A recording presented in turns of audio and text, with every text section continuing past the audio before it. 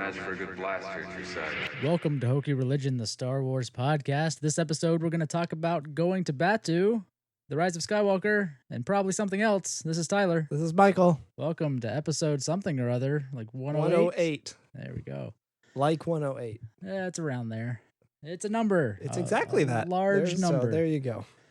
So, I'm done with Rise of Skywalker. Okay. Well, I had to hit record. I made you stop talking and I had to hit record because I want to know. I don't know where this is going and I want to hear what the hell you're talking about. I want it to be okay now. Everyone's just okay with it. Explain what you mean by that, because that no- means a certain thing to me. There's no alternate timelines. Okay. So since the movie came out, obviously there's been a lot of just noise. Opinions. Well, not even opinions. Like, I guess nothing is fact until, nothing as of right now is fact, but all of the how like cast are not okay with how the movie I see went. what you mean. Yeah. The other stories coming out about the things that they did or didn't do or did know and did anyways, or just all the constant look what could have been, or look what might have happened, or look what the thing was, and this and that, and Colin Trevorrow's script coming out now, and people almost liking most of what was in that better than what Rise of Skywalker ended up being. What? No. Parts of it, not all of it. But it's just I saw the movie and I enjoyed it. I don't want to read about it anymore because everyone else is making it worse for me. I mean, all the stuff with even the stuff with the writer, with Chris Terrio, however you pronounce it. All the interviews with him where he's like, yeah, it really could have been 2 movies, and yeah, we had this idea and we wanted to do this, and all of the stuff he's saying, I'm like, yeah, that would have been way better. It should have been 2 movies, like he wanted it to be, or like he had written almost. Right. For it to We be. talked about that a while ago. And there's just constantly things like that happening, where even something recently in an interview, Adam Driver was like, yeah, I keep feeling like, or thinking we're going to be making another one to like finish the story, and I keep forgetting that it's done. Like almost like it doesn't feel finished to anyone. Yeah. Like everyone that was involved seems like, I guess it's over. I guess that finished it. It doesn't feel finished. It doesn't feel wrapped up. We had so much more stuff we needed or should have done, and we didn't. Yeah. So I'm at that point where I'm like, the movie happened and I liked it when I saw it, and I don't want to read anything else because now I'm starting to not like it anymore. Okay. I'm starting to get angry because I agree that You're pointing things out. Stop opening the flaw holes. Uh-oh. Yeah, that's where I'm at right now with Rise of Skywalker. Okay, well, first of all, the stuff with Chris Terrio, I agree that he shouldn't have to agree to an interview and explain these things in order for those good ideas to get out to us. Right. They should have been in the movie to begin with. So yes, I agree with that. And the stuff like and recently the editing should have served those ideas instead of what sounded instead the interview like with the happened. editor. The interview with the editor saying how batshit the editing process was. Right. Where How they were having to make compressed it was. decisions before even knowing where they were going with stuff. Right. Which that gives me Hobbit flashbacks. That's frustrating. And then, I mean, you have stuff too with, I think, was it? No, with just, I mean, obviously, I would agree that it's probably not, I would agree that it is not one of the better written Star Wars films. From a writing standpoint, it's not well written. Yeah, probably. I would say somehow the Emperor returned. I mean, that's a line in the movie that obviously everyone's making fun of right now, as a thing of like, this is not how you write. This is not how you. Somehow this big thing that we need to happen happened. This is yeah. Yeah. It's like someone like busting into a room and saying Deus Ex Machina, and then everyone being like, "Oh, let's go!" Like not even just hey, red herring. Yeah. It's just it's so blatantly lazy. Yeah. To write that as a line for a character to portray, and not just show us, because you very easily could have. It does suck that Yes, that line. I mean, the opening crawl, Has to throws that idea explain out that. there for the first time. Somebody says that line, and then nothing is explained really. I mean, it's kind As of to how. inferred Right. about how it happened, with the whole And you could have opened the movie on cloning, dark science, all right. that. And like we talked stuff. last time, like you could have opened the movie on the Emperor stuff or ended the previous movie on the Emperor stuff Yeah. if you knew that was going to happen, which they totally didn't. Right. I agree with Um, that. So there's just all these things that keep getting pointed out of just how flawed the process of making this film was that make me sad. And it's real rough. People said leading up to this, it's not going to please everyone over and over and over again. Sure. That was obviously for a reason. Because they knew. We didn't do a good. What's like another line was like with Chewbacca, he must have been in another transport that we never saw. I mean, the line was, he must have been in another transport. That was the line. We blew up that other one, but I guess Chewbacca didn't die. He was in a different one. Which he I don't was. know. It was true, right? Because it had to be. I mean, but there happened to be another transport that wasn't sitting in the middle of the desert that we didn't see. No, there were two. I There looked were- for that specifically the But where second did time I saw it. Ray was outside the whole time. Where did it fly off to? No, there Did were it just two. disappear? There were two. You only saw one of them take off from behind that huge rock. I guess she was focusing on that one while the other one flew away. It didn't fly away at the same time.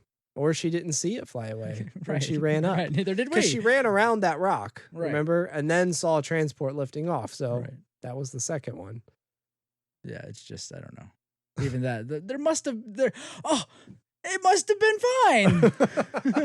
It's just that some of the dialogue like that, somehow the Emperor returned.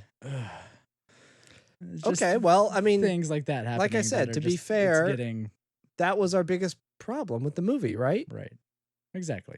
Was it? I mean, I can't even remember what we said Probably. last The time. Emperor stuff, I feel like should have and could have easily been explained and have been a main plot point.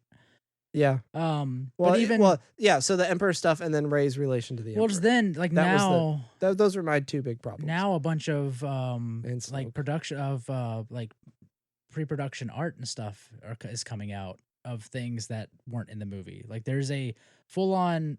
It looks like a photograph. Either it's mocked up digitally and looks real. 'Cause Yeah, a lot of concept art is digital now. The fire in the picture looks real, and it's on Mustafar with Kylo walking towards this lake with the Oracle spider creature thing in the water, looking back at him. Interesting. So they were planning all that stuff that we had heard about, like that was going to be in the movie, and at some point, like that opening thing with Mustafar, apparently, like there was a lot more they shot that they just cut it down to this basically clip show of a thing happened. He found a thing in the middle of the woods. Anyways, he got the thing. yeah. We didn't know why he was there, how he knew to look for that thing. There was, I mean, how did that was explained in the crawl, right? That he was searching for the Emperor to stop him. Yeah. How did he know how did he know about Exegol and that there were things to get him to there? Right. Well, he found out about the Wayfinder from through. through right, exactly. No, I know this was explained. What was supposed to be from the Oracle. Originally, that was the plan. So the Wayfinder was at Vader's castle on Mustafar. We know that. But I know I can't remember now. I know that was explained somehow, right? Right? It had to have been. I don't think it was. I really can't remember it explaining it other than in the crawl saying that come Kylo on. was looking for the Emperor and he heard about a thing. He's found the thing. Let's go watch as he finds the thing. Did the Emperor lead him to it? No, because he found the Emperor after finding the thing. That's how he got to the Emperor. No, the Emperor telling him about the Wayfinder device. Is that how that happened? Does it say in the visual dictionary? Do you want to look it up real quick? No, I don't want to. It's right there. Once again, I don't want to see or hear anything about this movie Okay. anymore. But I mean, you get where I'm coming from. It's like everyone that was involved in the film and the making of this movie only seemed to be making it sound worse. That the process was really flawed. That they were still having to rush it. I even think though they had less time to make it. They were I still think you're having to upset rush it. because they're confirming what you saw. Because if you watch the movie, you can tell it's rushed. It's rushed. Yeah. It's or not rushed, but it's not complete. It just doesn't. Right. Parts of it just don't really fit together. I would rather it have been poorly written and that's just they wrote a rushed movie than to find out that just the whole process of making the movie was fucked from the beginning and it had to be rushed because they either didn't have time or they didn't know what they were doing. I mean, it kind of was because of Colin's script and how he got fired. Or and it very easily could have been 2 movies. But I understand trying to keep trilogies. Yeah. You don't want to have Harry Potter, the last movie. But I don't, it's just, that's where some stuff, that's why some people were like the stuff in Colin's script. While there's some parts that are bad, and I would agree with that, some of the plot points and the beats about it aren't bad ideas. Well, here, let's go I mean, over the Luke being much more involved in training Rey. Yeah.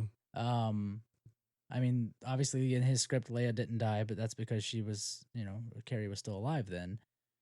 R2 was in the movie. That's still something that bothers me. That R2 wasn't in the movie at all. Yeah.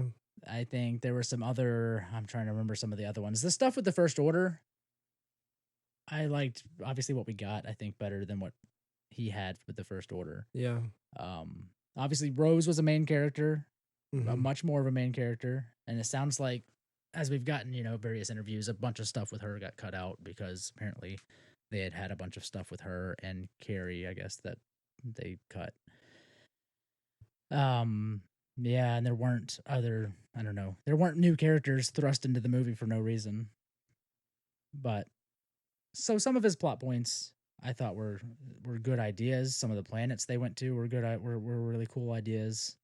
I'm trying to look up an article that just has the beats. Oh yeah, because it's hard to parse some of these articles because it kind of buries the lead on some stuff. Well, one of the ideas was that Finn, Rose, R2, and 3PO went on their own adventure. So Finn and Rose staying together, and they found other ex-stormtroopers that Finn knew. That was one of the plot points, which they kind of kept that a little bit of that beat, but not much. Han Solo was in it, like we got in Rise, confronting Kylo at one point. Luke haunting Kylo, basically, bothering him constantly. One thing that's kind of weird is Kylo getting a holocron and getting fried by it and damaged, and then having to be repaired with machinery like Vader. Yeah. That one's a little weird. A little derivative. But Rey completely staying a nobody was obviously continued in Colin's script, which I still think would have been better. It was a lot more grounded and probably, I don't know, it was a lot more grounded in the story we already had than having to explode into, and something bigger's happening now. I think it was just, I don't know, you could have kept some of that without having to make it this huge explosion of a barfing of a story to catch us up to something they are almost forcing to happen. I'm still trying to find these beats.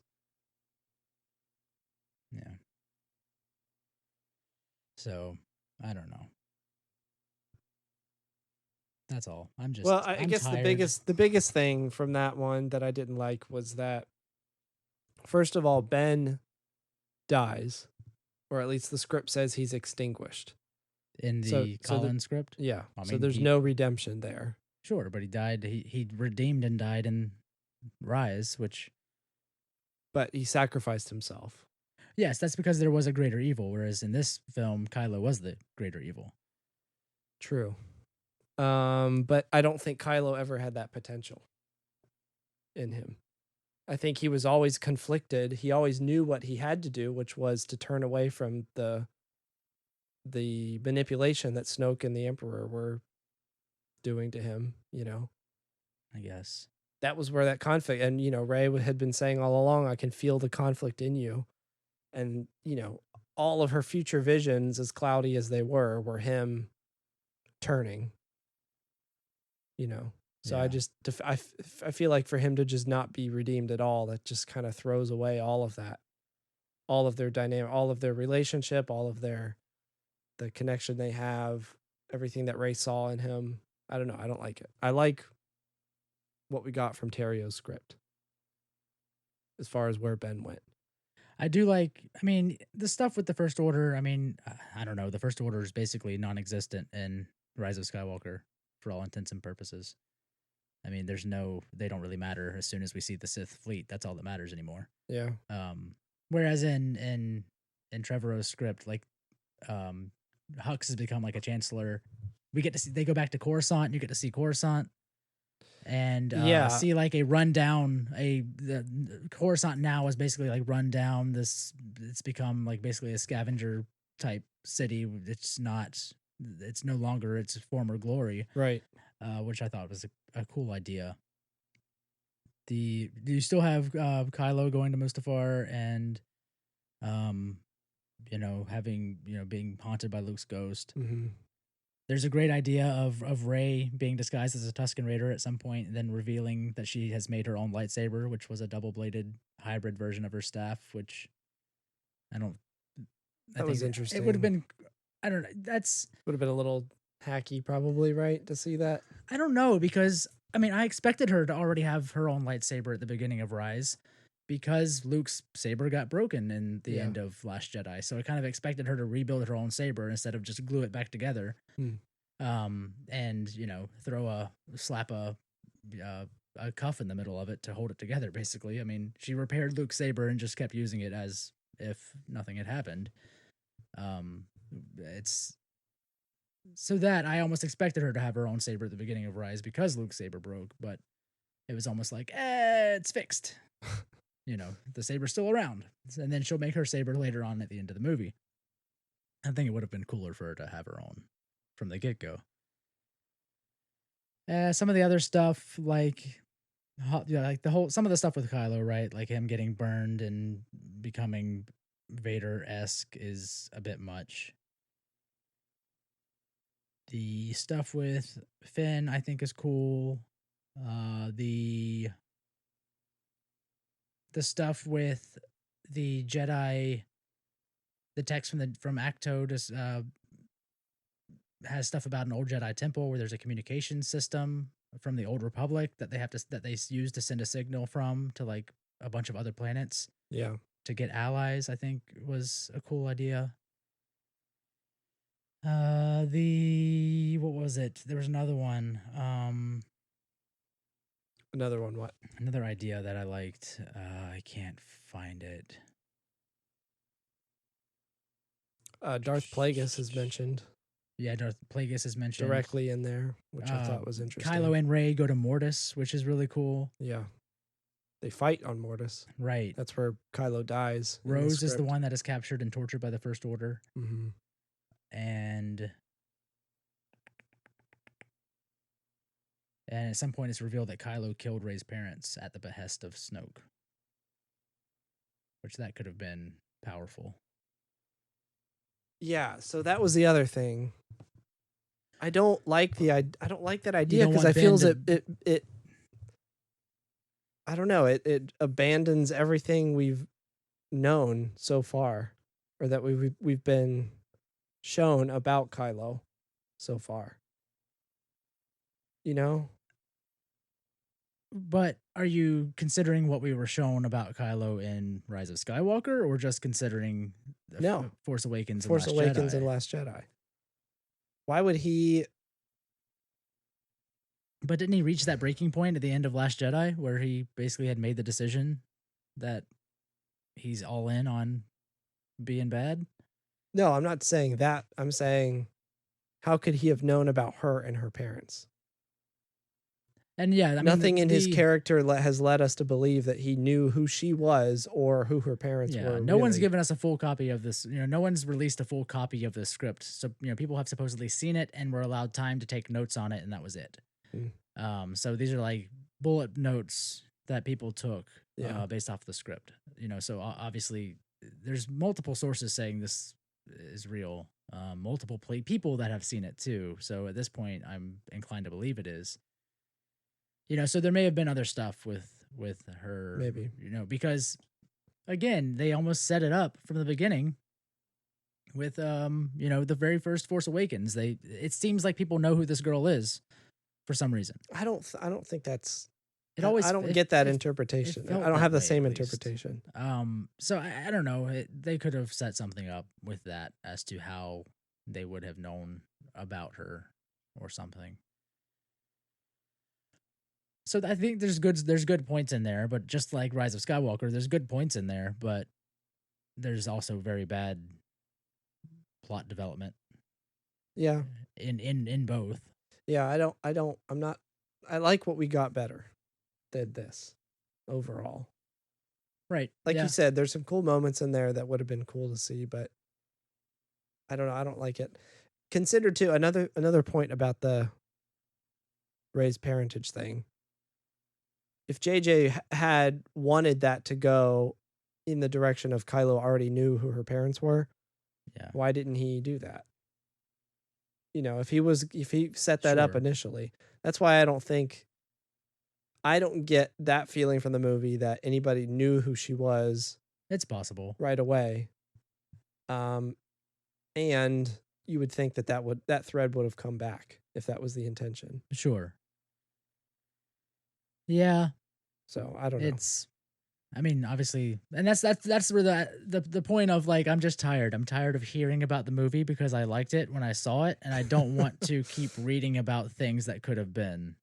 Because I feel like we've not had that with other films. This level of criticism?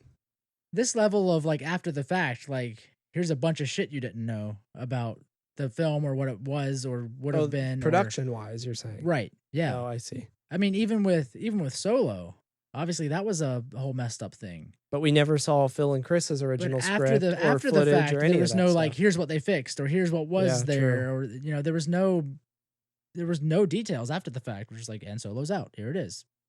People liked her, they didn't. We moved on. Yeah, true. Whereas this one's ending, and it's like, one, JJ apparently was raptured after the movie was made because he doesn't exist anymore.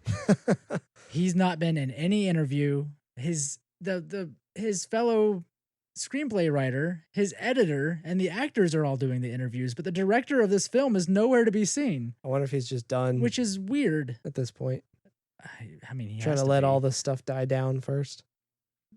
He has no more involvement with them because he has that giant, multi-million-dollar deal with Netflix. He was with Warner Brothers, right? Oh, you're right. I thought you meant Benoff and Weiss were with Netflix. Wasn't I thought Bad Robot had something, or was that Warner Brothers? I think that's what his deal was. Oh, okay. So obviously he's like he has no obligation to anyone else because he's already been paid to be a part of something else. So he will not be involved anymore. You think Warner Brothers is trying to use him to resurrect the DC universe or save it now? Since he kind of not saved, but he resurrected Star Trek. But he resurrected. He had Chris Terrio write this film, and obviously he was involved in a bunch of badly written DC films. Movies. Yeah.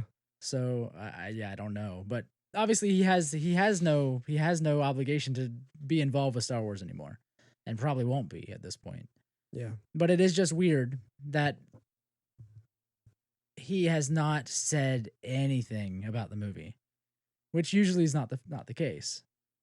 He just it is odd, and we talked about that. Gone. We talked about that, the difference between Last Jedi and Force Awakens when it came to like the director's commentary and the involvement of Ryan after the fact. Right. Ryan was out there. Ryan was proud of what he made. I wonder. Yeah, I wonder how proud of JJ is. Doing interviews, doing Q&A. He did a bunch of Q&A stuff. He did director's commentary, which was excellent. And with Force Awakens, JJ didn't really do any of that. Right. The only director's commentary we got was kind of like a clip show kind of thing. And even with Force Awakens, like during the making of, JJ was talking more about making it and how. And that's too.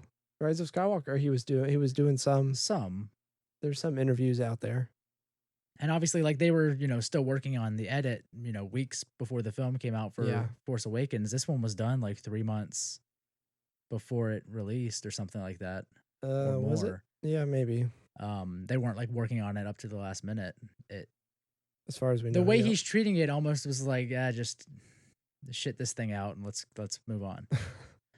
Just because he's just so distant from it, it's almost makes me feel like he didn't or doesn't care, which I can't believe is the case. But why he's not speaking to any of the stuff, but people like the editor is agreeing to be on an interview, or the writer is being in an interview, Yeah. and JJ's not anywhere to be seen. And even the actors who have been saying iffy stuff about how the film was, I don't know, it doesn't make him look good. Well, John Boyega is really the only person who said that. Oscar so far, Isaac right? has been pretty Well, so vocal about not coming back. And he's not directly said anything about the film, but in the way he has answered questions, it's just like, like it's not great. Boyega said some stuff like that too. About his direction. The direction of Finn. Right. He said he wanted more direction for Finn in this movie. Before the movie came out, he was saying, he wanted more for Finn and that we were getting it. And then now I don't know how he feels about that. And then Oscar Isaac seems totally not just done with Star Wars. Mm-hmm. And even Adam Driver answering stuff where, seeming like it's not finished, or like, I keep feeling like there's, something else, another one. We're going to make another one because, we need to have something to tell, but obviously we're not. I don't know. It's just, it's like a weird state of like everyone's after the fact, just like, it's okay. I guess the movie it's out. Go watch it. I don't know. We're done. See ya. And then JJ just being gone completely. And that's where I'm tired. I want to continue liking the movie, and not when I see it just thinking about the fact that no one in this movie wanted to be a part of this, because that's how it feels sometimes now. It does a little bit. I see what you're saying. I saw it twice. Oh, so did you, I guess, but I liked it more the second time. Yeah, I did too. There are plot holes. Well, yeah. Big ones. There are things that I wish were different, but yeah, what are you going to do? But overall, I mean, in spite of that, I liked it. Right. And yeah, maybe biased, but I don't know. For me, that kind of stuff is a little bit easier to get over. Yeah, when you watch it, but hearing about all the stuff outside of it, and then when you watch it, it's like, yeah, I don't know. No one's happy.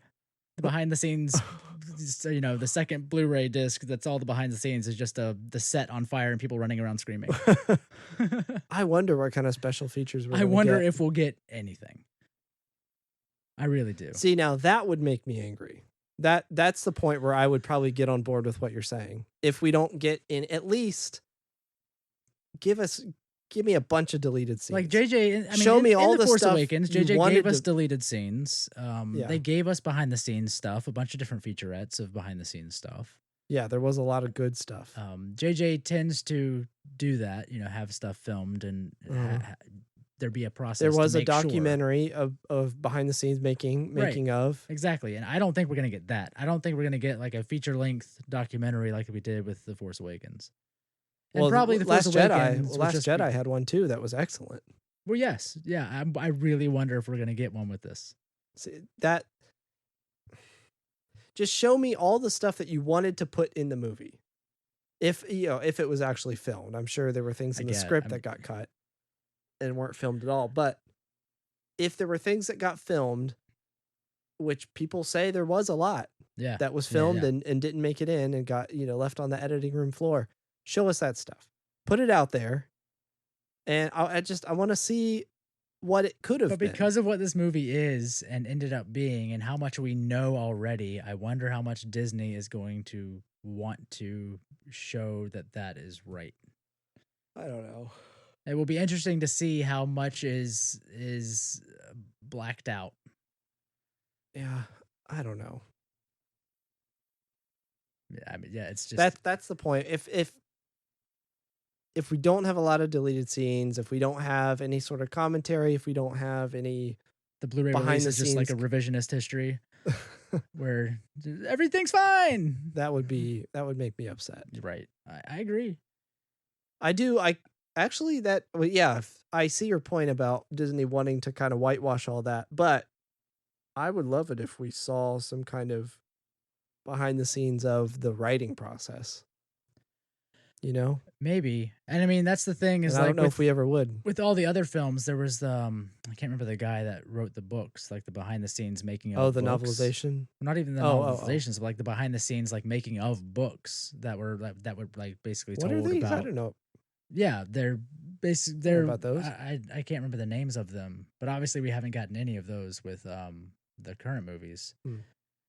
What are those? I'll have to look it up. What were they called? They were pull up. That is another point though related to the novelization. The guy who is working on the novelization, the author, right now confirmed basically that there was a ton Oh yeah. that was going to be in the movie and didn't make it. Apparently there's a bunch of stuff in the novelization Right. that isn't in the film. So that's going to be interesting to see Yeah. how much else is in there because they've already said there's a bunch of stuff that is. So that will be interesting too. Does that come out in February? It's February or March, I think. Okay. Something like that. We could look these things up, but J.W. Rinsler has a making of series of books. for which movies? There was somebody that was involved in the production from like the beginning, and Rinsler basically made a narrative with notes from this guy, and that there's basically like a breakdown of ideas that came into the different drafts, and he has one for at least the original trilogy, and people were asking him if there'd be any for the new films, and Okay. obviously not. That's where there's some stuff like that where Disney is too big to let you in on the process that far. I feel. You think? I think so. For They this don't- movie specifically, No, but just that the- didn't just- apply for the other movies? Disney wasn't involved in the other movies. It was unofficial. Yeah. These books. Okay. Well, Right, why right. wouldn't we get that for Rise of Skywalker? Do you think? I feel like when the original trilogy was made, there were not contracts probably like there are now, Maybe. especially when you work with Disney, where it's like if we find out that you said anything about something that happened, we get to eat you. In a board meeting. We get to. Yeah. We've been wanting to this whole time. We finally Now we get can. to. No, I mean, you work for Disney. You've sold the rights to anything you know about the product you're working on.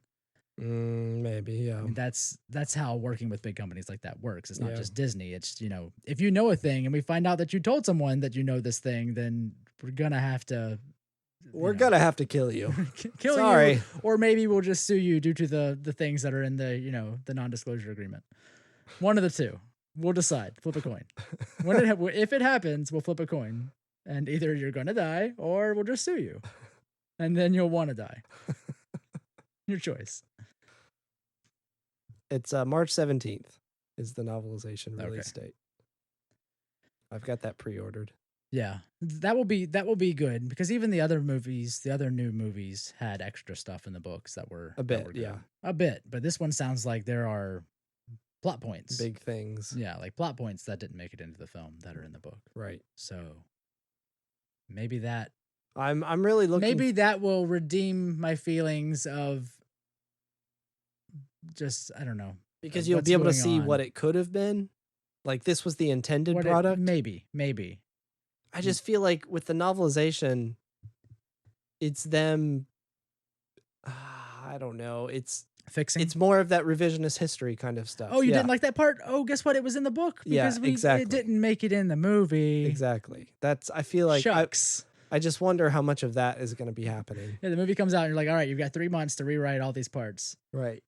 Put those in the books, and we'll just say that was the intended purpose from the beginning, Exactly, but we didn't have time, exactly. and we had to cut stuff because Carrie Yeah, I really That do is wonder. why that's why I'm saying I really want to see the the Blu-ray and all of the deleted scenes and Yeah. anything that comes, because if we don't get anything, or two, if Mhm. we get something that's not what's in the, doesn't match what's in the novelization, Right.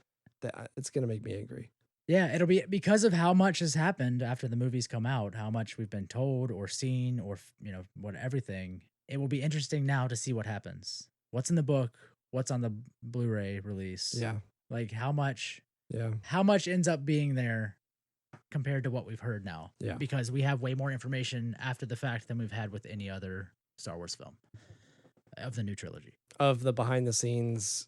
Of just like, drama. hey, guess what? Shit went down, and No, I disagree. I think we got more for Solo. The behind the scenes drama. but that was just, but not Right. details of the story or like what they were doing. Like so, Oh, I see what you mean. so like we know Okay. they had problems with the script. Yeah. That was something we know. We don't know what those problems were. We don't know. All we heard is I guess they were trying to improv too much, maybe. Yeah. But we didn't. I mean, I don't think the script ever changed because it was still the same script writer. I'm saying we got more information about how Disney was having to come in and fix things, Yeah. and there were problems. Like there were admitted big problems with the movie. Right. Whereas this, But with the direction of we the didn't- movie, not with the script. none of that was ever communicated. But there were things that, after the movie were released, that have come out Right. that have kind of hinted at. And that's problems probably being there. because Solo, the script never changed. Other than Colin being fired, I'll say that. That Right, was, right. admittedly, that was a big thing. Yeah, but But- Solo, the script never changed. It was always the same script that was written by True, Lawrence. by his son. Kasdan, Yeah, and the script never changed. The problem was with how the production of it. the directors were directing that script True. and allowing the script to be acted out. To I don't know. Would to- you say that this is the reverse unfair. problem, or that there were problems on both ends, both with production and the script? It sounds like they made bad production choices, like the editing process. Like that's you can't just from hearing how it went and from knowing anything about how movies are made from the way too much time I've spent watching stuff, Behind the scenes stuff? behind the scenes stuff, like especially with the fact that they had such a big script and they didn't always have things fully sorted out until they were done filming. Yeah. Piecing stuff together and editing a film before you are done and know for certain where it's going, that's shooting yourself in the foot before you've even started. Yeah. I feel like that was just a bad choice production wise. Especially if they I don't know why they were rushed. I mean obviously we know they had I think a month less to make the film than they did with Rise of Skywalker, but they were editing Rise of Skywalker like weeks beforehand still. Say that again? So the editor in the interview she had she less said they time had- than she said Rise they of had- Skywalker. What she said they had less production time than Rise of Skywalker, like a month less or something like that. Then what? They had a Then- month less during Rise of Skywalker than they had with Force Awakens. Oh, okay. I see what you're saying. But they were right. still working on final edits for Force Awakens like weeks before it premiered. Whereas Rise of Skywalker, the final edit was done like months before it premiered. I wonder if So yeah, why rush that? it? Yeah. So why rush the editing up front when you had all these months on the back end, or did you not know you were going to have these months on the back Do end? you think JJ was overconfident in the final product? That's I don't know. That's where it feels like he was just trying to. I ship this wonder out if and move on. if all this blowback is a surprise. It couldn't have been. The amount of people that are involved in making these movies, don't there's know. no way that they couldn't have anticipated. I wonder something if like just this. Disney was so confident in JJ and JJ was so confident on the story he wanted to tell that no one questioned that. Is this good? Or is this right? Yeah. That since we know the story, so we're just gonna, because we were so close, cutting it so close last time, we're just gonna edit while we do it because we know where we're going. I wonder because a lot of the big problems, I'll say, don't really seem to be they seem to be in the final product, but I don't know if they were in the script necessarily. Someone wrote down somehow Palpatine returned and decided that was how they were going to explain But away. was that explained in the script? I wonder. more Right. so than the final product movie that we got, Yeah. you know? Like they had so much. I think the script was so big and they cut out so much that there probably was that the scene with Palpatine and his voiceover, Maybe had his more in it. his message that went out that we got to see in Fortnite now. That's where it exists. That's fantastic. Thanks. That's where you can listen to the message that Palpatine sent out to the galaxy. Is Yeah. in Fortnite. Fantastic. That does suck. So that message. I don't want to believe that was intended to be the only place. So that message exists, and we could have been shown in the movie, and may have been intended to be shown in the movie, and they had to cut out parts that weren't necessary. Yeah. But then you have the editor saying stuff like, oh, it's you get the intention by seeing Palpatine, him just being there, you understand. And when she said that, I'm like, no, you don't. Right. You didn't explain anything, and how she thought they showed Snoke a tube full of Snokes, and you just kind of get the meaning. Like, no, we don't. I mean, you can explain. You can infer you things. Yeah. So there's just like we thought it would be a cool thing to put that there because then you would just kind of understand everything. Like that's not one. No. Yeah. That's not how storytelling necessarily works. You can do that well with things that don't require full length conversations to explain. Right, things that It's like, aren't just pure exposition. So we saw a tube of Snokes, and he says he was controlling Snoke. Okay. Answer's done.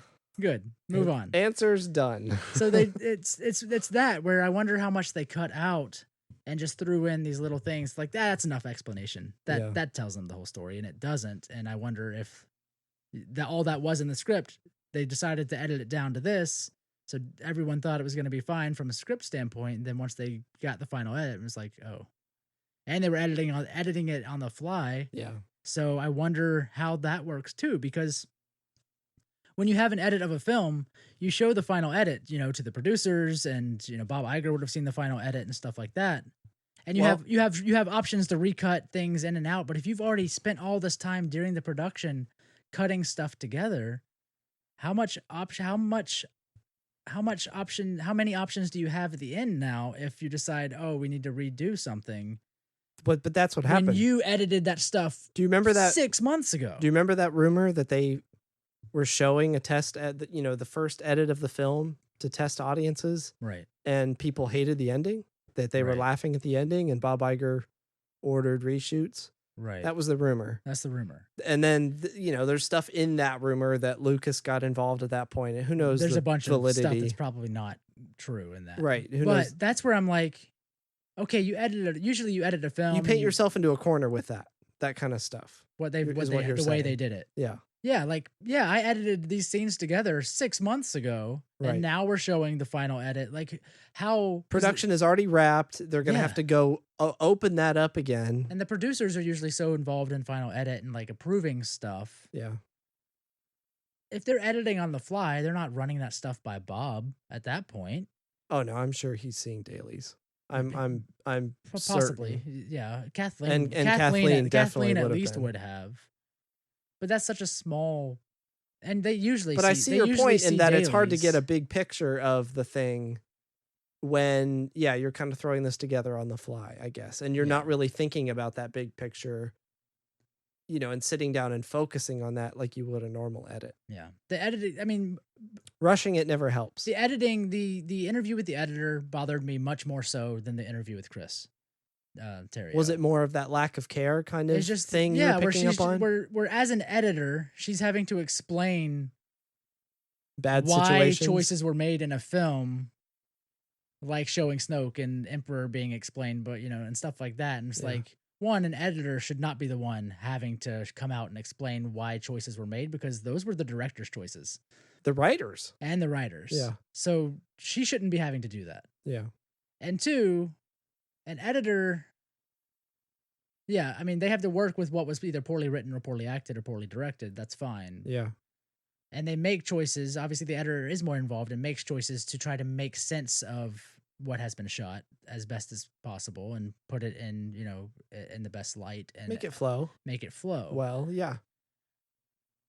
But when she's making, or she's saying, she's having to be the one to say, this choice was made and that choice was made because it would explain to the audience that it almost seems like it's out of her. That's not your job. Maybe. I And see your two, point. yeah, it's just like that whole, either her feelings about it or the process behind it bothered me way more. That's not how you should have to do this for a giant budget film Yeah, I see your that point. is one of the biggest films, or should be one of the biggest films ever, because it's ending one of the biggest franchises ever. And it's just like, why rush that? Why do that to yourself when you probably don't have to? Right. That's where I get frustrated. Is just anything to do with how this movie may have been made poorly, and the company behind this movie they can not make things poorly. Yeah, that's just, who knows. Yeah, I wonder if 45 minutes of me saying I'm tired of people talking about Star Wars. I wonder if because of all this we'll end up getting more of a director's commentary or something along those lines. More of a direct line from JJ. I wonder if JJ will ever talk about this movie publicly, ever. I wonder. Yeah, I think we've got to wait for the home release and for the Force Awakens, novelization. they had to give him a phone call and say, "Hey, can you just tell us like 2 sentences about this scene? We'll put it in the commentary." That's basically what the commentary sounds like. That was frustrating. It was the most phoned in commentary I've ever heard, and it may have actually been phoned in the way it sounds. You can tell he's not watching the film when he's talking about stuff. Exactly. He's totally not. Someone's questioning him about scenes. Someone he's has questions. Someone had a notepad full of things, questions to ask him, and then he just recorded off the cuff. Yeah, his response about it. Yeah, it's so shitty. That was bullshit. We said that when it first came out. That was upsetting. I'm just hoping this isn't a repeat of that. Yeah, who knows? We'll see. But I don't know. Supposedly this month or next, we're gonna get some sort of announcement about whatever the next process is for films. Oh, the next supposedly Star Wars. Maybe a month ago, it was rumored that they've already know who the next director is going to be and what the next films are going to be. And supposedly we're going to get a announcement about that. Yeah, there's been a rumor about Taika. January to February, yeah. Taika Waititi being courted to make a Star Wars film, which would be fantastic. And I wonder if that was old news and there's already been an agreement there. I wonder. Well, I mean, he did, obviously, in The Mandalorian, his episode was so good. Yeah. Probably the best episode. It was the finale, right? Yeah. Mm-hmm. Probably the best episode. Did he do one before that, or was that the only one? I can't remember now. That was the only one he directed. Okay. I think. But I mean, probably one of the best episodes, and obviously it's Taika. I don't know if he's made a bad movie. All of his stuff has been fantastic. Yeah. Disney would have already known that too. He made a Marvel movie with them. They've worked with him before. Yeah. So it would make sense. It sounds like stuff like this, like Mandalorian and Obi-Wan coming up. I saw an article recently that makes sense, where stuff like this is a really easy testing ground. Yeah. For directors and writers, and bringing them in on Star Wars after seeing what they can do. And obviously Taika, you don't need him to. I guess he's a good director and has made fantastic movies, but I guess you really do need to see how someone can handle a Star War before giving them a Star War.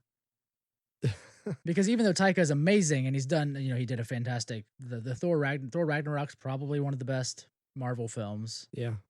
It's the one I enjoy the most. All of his other work is great. Most of it, original stuff, like indie type stuff, indie stuff and originals. So even though someone can be so good at that, then you hand them a franchise like this, and they might not be able to work within those constraints. So you have to give them, you have to see how they can handle it. And I think he did a fantastic job. So if it is a good testing ground for people like that, where it's not as high of stakes. You have a whole other team and other people involved in the process from the beginning that aren't, unlike a film. Yeah. And then seeing, you did a great job. Would you be interested in doing something else? Right. And if he got a movie, I would be Space Cheers. Finally. We'll finally get our Cheers movie in space from Taika Waititi. If only. if only. All right. I don't know. I In hope other he gets news, something. in the last however many minutes we have remaining, Oh man, we went to Batuu. we did. So I've been to Galaxy's Edge a few times, but I had never. What? I'm sorry, I cheated on space. How could Cheated you on do you with this? space. I've been to Galaxy's Edge a couple times with my family, but never. We always had our younger children with us, and You never. have a family? What else are you keeping from me? So I never got to ride any of the rides. I only went in a couple of the shops, and I've eaten there. That's pretty much it, right? I never got to go to the cantina, ride Smuggler's Run, and of course, Rise of Resistance was now out and Yeah. open. So we finally took a day. We both took off work like grown adults and went to Star Wars Land At 6 without a.m. children. We are the childless millennials at Disney that every Karen hates. Taking up space and riding and ride space. Yeah. And we got to do everything, which was Literally. I wasn't sure. Well, no, not we literally. We didn't do the droid depot. That was the only thing we got didn't to do. experience everything and see everything. Yeah. I mean, we went through the droid depot and got to see it, but we got there at god awful times of the morning. I left my house at 5:30 a.m. to get there at 6:30 Same. for a 7 o'clock opening. And just because you have to get on the app, you have to be within the park. Yeah, Rise of the Resistance is still on the virtual queue system, so Yeah. you have to get a boarding pass, they call it. You actually have to be on park property to be able to reserve that boarding pass on the app when it opens at 7 a.m. Right. And those passes on some days have gone in minutes. Yeah, the we saw entire day. people, both of us saw people around, what was it, about 6 a.m. Yeah. whenever we got to 6:15, something like that. Literally running from the parking lot to get into the park. Like that's Like how you got an hour. It's insane all right. people are. Yeah. Also, as if, the physical line location that you get is going to affect your Yeah, right. virtual No. queue at all. But anyway, we You have we to got you have to get there that early to be able to ride Rise of Resistance at this point. Yeah. I mean, and the fastest there were a lot of people there. the It was fastest crazy. day at Disney World that Rise of Resistance went was 7 minutes. Wow. All of the boarding passes were gone in 7 minutes for the entire day. Wow. I think in Disneyland just opened their Rise of Resistance at Galaxy's Edge, and I think it was gone in minutes, like less than that. I think it was recently. It was over the weekend, and you have to be there. Unfortunately, until they start the fast pass system where you can reserve, Right. months out. That's what you have to do. So like grown men, we took off the day from work and we went to Disney without children. And we stayed in Star Wars Land all day, and we got to ride Rise of Resistance and Smuggler's Run and break Smuggler's Run. We did. We'll talk about that in a minute. But so we got there early. We got our boarding passes. It was all smooth. We were in one of the first groups, thankfully. So getting there early paid off. I think we rode Rise of Resistance before. I mean, the park opened at 7, and we rode Rise of Resistance At like 8:30 or something. 8:30. Yeah, and We we got- literally walked right onto it. I mean, there was no No line. waiting at all. Right? Yeah, I mean, we got instantly. You walked through the line, walked straight into the pre-show. The pre-show went. It ended. We got right on the ride. yeah. Probably one of the most fun theme park rides. Yeah. Do you want to that I've explain ever- it, or that do I've you ever want to? been on? I mean, if you've seen anything about the ride, obviously you've seen photos. We posted photos to Twitter. A few. Yeah. And I mean, so there's interactive parts where the line is very interactive. Mm-hmm. There's a space, there's a transport that's taking you from Batuu to the Resistance basically, and this isn't a ride yet. You're still standing on this transport and can just walk around it, and it's not Radis. Is that Radis? No, it was No, it was somebody no, else. Radis is from I can't remember his name. the They other said his name, there's a a pilot piloting it. There's but it was a Mon Calamari. it's a Mon Calamari guy that's also talking to you. That's there, and you're like standing on a troop transport that's flying through space because the windows are obviously all screens. Yeah. And then it gets captured by the First Order, and when the door opens up, you're now on a Star Destroyer in the main hangar, and there's all these Probably 30 something stormtroopers. something stormtroopers that like life-size tie on the wall. Yep. And you're still, again, having to walk through this area and being guided through this area, stormtroopers telling you to keep going. And this is all basically still part of the line, Yeah. because even once you're in there, there's some waiting in line. Basically, you're waiting to be put in your cell. As you're I being totally captured. forgot about that part. Yeah. So You get captured from the First Order and you're being put in a prison cell with the amount of people that fill a ride vehicle. Right. So all of this part that is part of the ride is very much still part of the line, and makes it All very immersive. very immersive, and makes it feel like you're not in a line, that you've been just doing Yeah. this super long ride. Because So once you exit the hangar and get sent off towards the processing part of the cruiser or the Star Destroyer, yeah, just you're sorted hallways. into groups, like you said, and then you're told to get in single file lines and like stand very, very still and straight. This cast members are very much in character as First Order. They're heckling officers you and stuff. basically as they're First Order officers. degrading you. Right. It's great. The best job. I love how quiet it was in there. Everyone Like, was it was very quiet and respectful. It felt like we were being processed. Yeah, we can't tell them our secrets. So after that, you get sent into, after your group is ready to go. They send your group off to be interrogated, and you go into this interrogation room, and there's a bit of pre-show thing with Kylo. And then in the room, there are no exits except the one door you came in through. Yeah. And that's shut. And then all of a sudden, a section of the wall metal wall starts to glowing start to orange melt in next a to line you. around the doorway, and then it opens It up. breaks off, and suddenly you're in this whole new part, and that's where you get on the ride. Yeah, there's a vehicles. resistance person, with a little transport saying, "Quick, hurry, get on! We're breaking you out of here. We're breaking you out," and then you're on the ride, Yeah. basically at that point. But it's all so much part of the ride, being in line and waiting, Right. that it's incredible. It's brilliance from a design standpoint. It's so smart because it doesn't feel like a line. Right. And people, unlike other lines at Disney, like stuff at Avatar and at Animal Kingdom, where some of the lines are 2-3 hours long, and Which is it's insane. just a line, and then Yeah. you go and you get on the ride for 10 minutes and you're done. Yeah. Whereas Right. this part of the line is fun for, like, it could be, I could see you being in that part for 30 minutes, depending on some of the parts of it, 20, 30 minutes, and it doesn't feel like a waste of time. Right. It feels like you're experiencing something, which is, from a design standpoint, it's just really cool. It's crazy. I mean, even in the part where you're in the Star Destroyer, and obviously they have to keep people moving, but they let you kind of sit there and admire this crazy Star Destroyer, and then people are telling you, there's enough stuff to look at once that you don't you've realize how long you've waited. right. Once you've what did he say? Once you've finished admiring the might of the First Order, Right. please Please proceed. please Yeah. proceed to your interrogation room.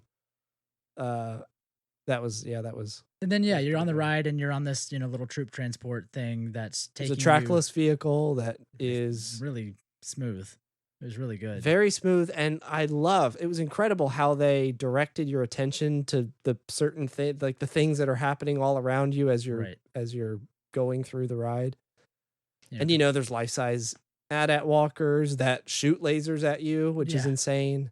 There's one part where you're escaping the AT-AT walkers and you see Finn, and I couldn't tell if he was real or not, if he was animatronic or projection. It looked really good. It looked like him. He was in hiding Stormtrooper He was armor. hiding, on the ship. The First Order is, the Resistance is attacking, trying to break you guys out. Your ride vehicle goes onto the bridge at one point of the Star Destroyer, And and then Kylo comes and after you. Kylo with, and Hux are there. with a lightsaber that looks very real. He melts through the roof at one point He with cuts his through the roof lightsaber. of an elevator that your transport gets on, which that also looks like an actual lightsaber is Yeah. coming through the roof. Like, everything just looked It was incredible. From a visual standpoint, from a ride standpoint, it was all Best. probably the best ride Disney has. Oh yeah, From for a sure. production standpoint, the best ride Disney's made. And moments where, like I said, there were some things I had no idea how they did it. Like the Right. the hologram of Rey was Oh, done yeah, so I forgot well. about that part. There's a part, another part of the pre-show. line where Rey Before shows you up get in a on the cruiser. hologram, and I posted a picture of that on Twitter where I it's- couldn't tell it is how the they were doing realest that. hologram I've ever seen, and I don't know how it was projected onto wherever into the middle of the air. And the part with Finn, I couldn't tell if he was real or not. So from a Literal magic. I mean, is what it seemed like. yeah, you I mean, know? and it's like, I don't know, we're obviously big Disney fans, and I don't know, people that listen to this podcast or like Star Wars may not be Disney fans, especially after what some people feel Disney has done to Star Wars. But Sure. we're both big Disney fans, and if you've watched on Disney Plus the Imagineering Story show, where it talks about all the stuff they do as Imagineers and some of the really cool tricks and magic that they are able to pull off. Yeah. It's genuinely impressive. And it is from a engineering and design standpoint, it is insane what they have done, what they did originally to create Disney, like inventing roller coasters, basically. Well, not quite. Well, some of them, like the track format of that roller coaster was something they just, the stuff like what was it? Not Space Mountain. I think it was Thunder Mountain. Like that track system didn't exist. They had to they invented that for that ride to perform. Yeah. So from them inventing stuff, for the first time from rides that are now used worldwide, and you see all the magic and all the engineering and stuff using things that shouldn't be used for the purpose that they use them for. Yeah, yeah. The Rise of the Resistance is like the pinnacle of. They put a bunch of time into making all of that work as seamlessly as it did for us. I know it's had some breakdowns. I know it's had some trouble on certain days, but what theme park rides don't. Yeah.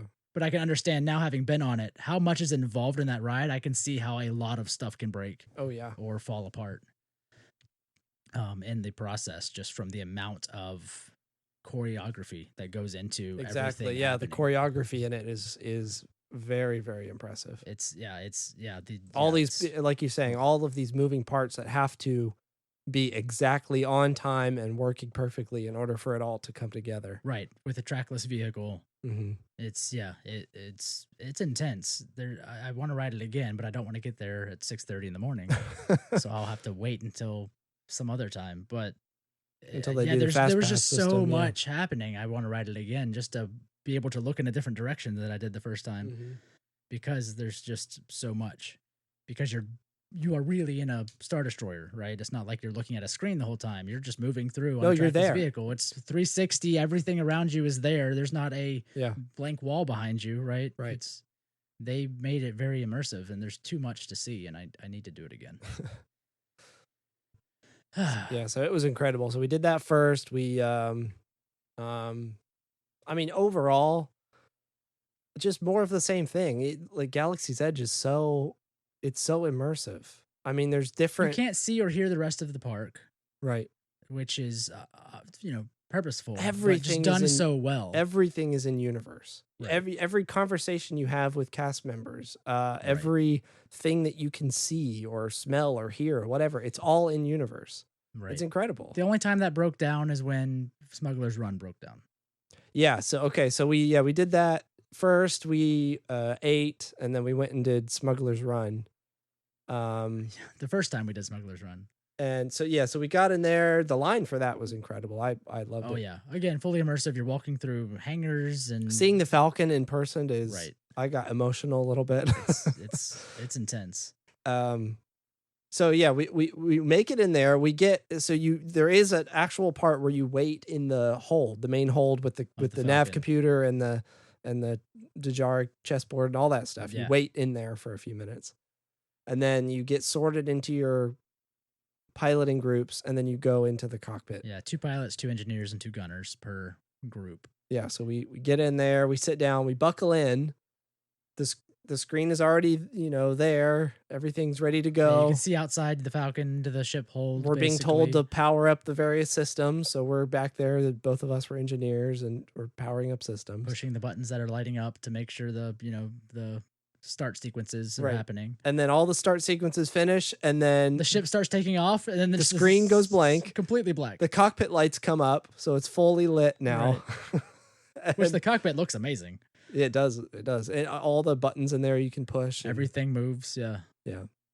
And then Hondo, who's kind of he's the guide for the ride. Basically, yeah. He's comes on the screen and starts talking about how something's wrong with the Falcon. Yeah. And yeah. That was interesting that they had basically a whole pardon the interruption thing with Hondo that went on for a while. Yeah. Multiple different messages in universe. Yeah. But then when the doors finally opened and a cast member was there, it was very much like he was like, "Well, I don't know what you guys did, but you broke it." Yeah, and he's like, "Well, if you show us your pass, we'll get you a fast pass so you can come back and do it later."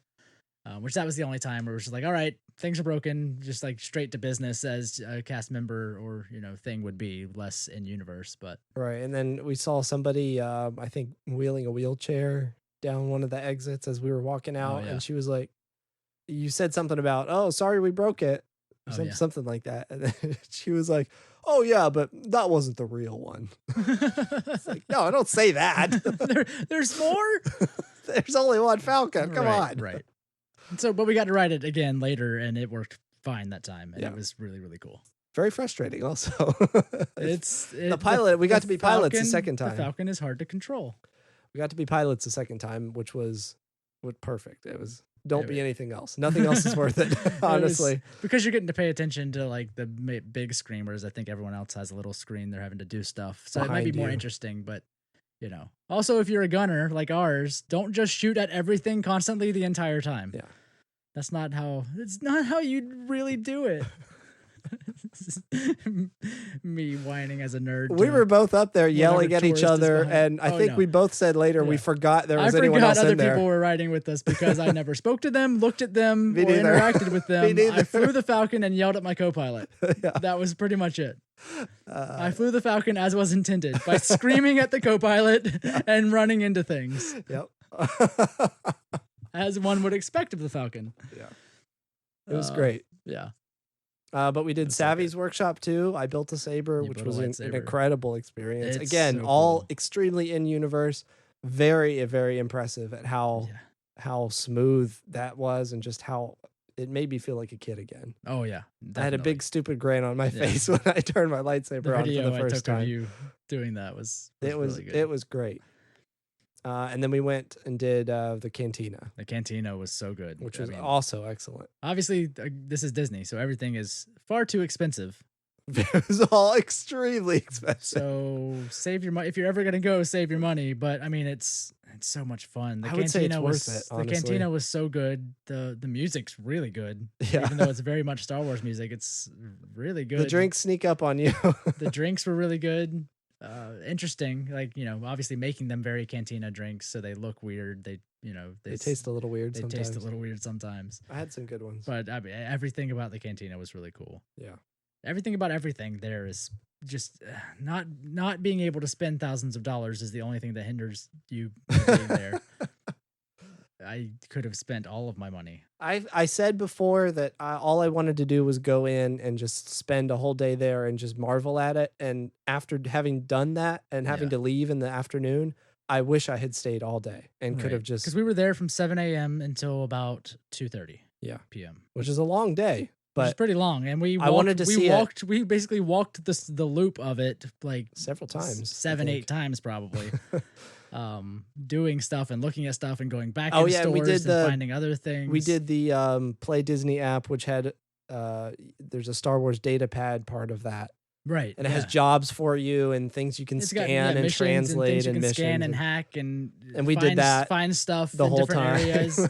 We basically played a kid scavenger hunt Yeah, in Star Wars Land. we were little children. Oh no, yeah, 100%. Probably annoying to people who actually had children And it who was- were trying to also scan stuff. I wasn't even thinking about that. No. I was cursing at things. I Right. didn't even think about other children being there. This is space. Get out of here. Things are rough in space. You got to grow up sometime, kid. The First Order's here. What are you doing?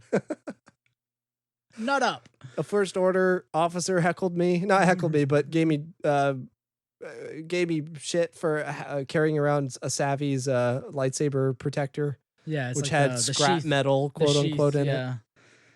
The sheath for the lightsaber because you're not supposed to have them out in the park because obviously they're dangerous in some people's hands of hitting park goers. So Yeah. they give you, this protective sheath that it goes in, which is actually pretty nice. Yeah. To be able to carry it around like that.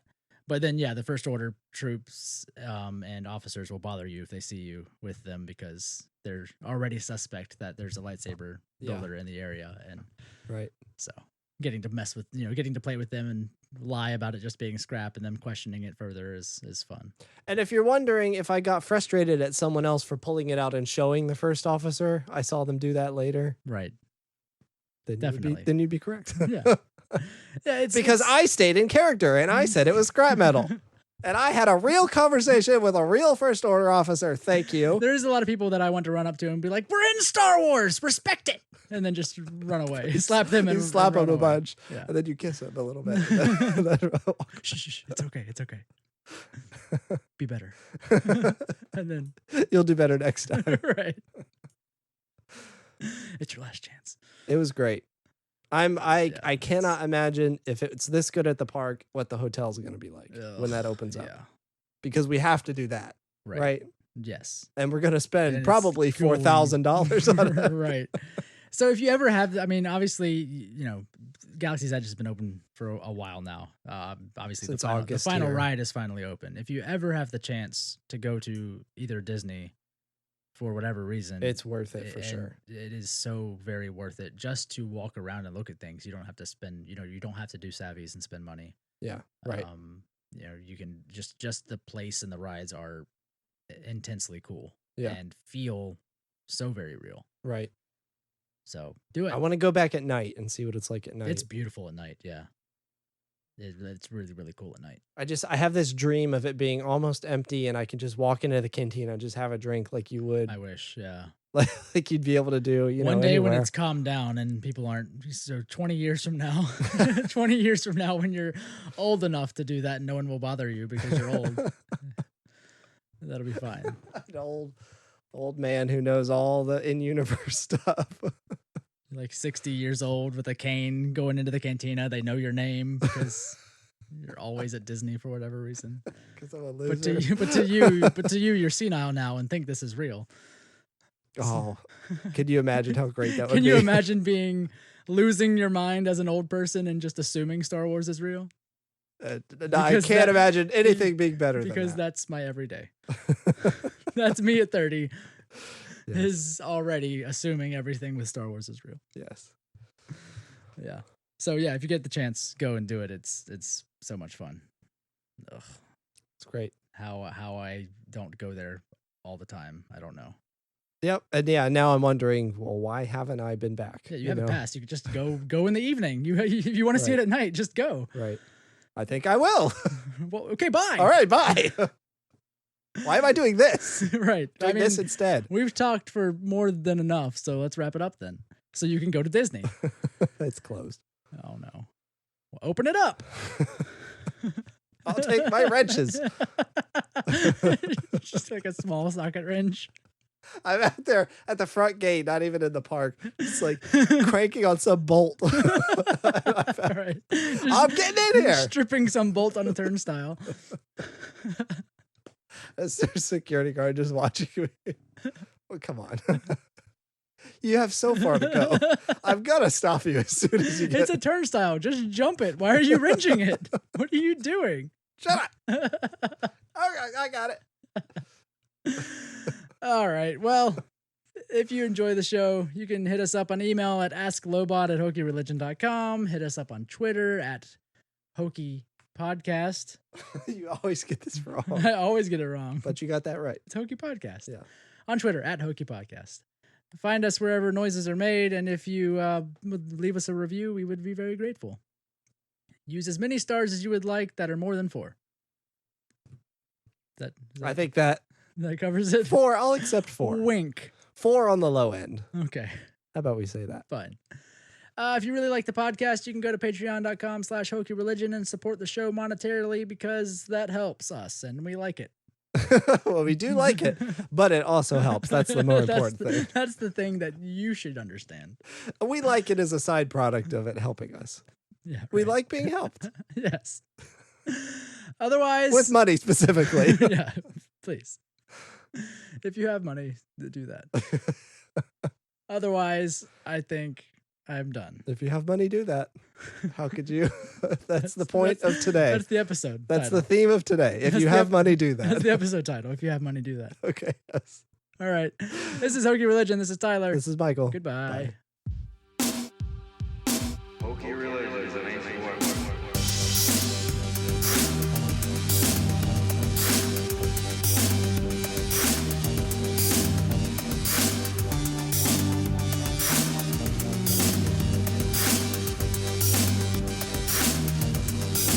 Hokey religion is an ancient weapon, for no match for a good blaster at your side.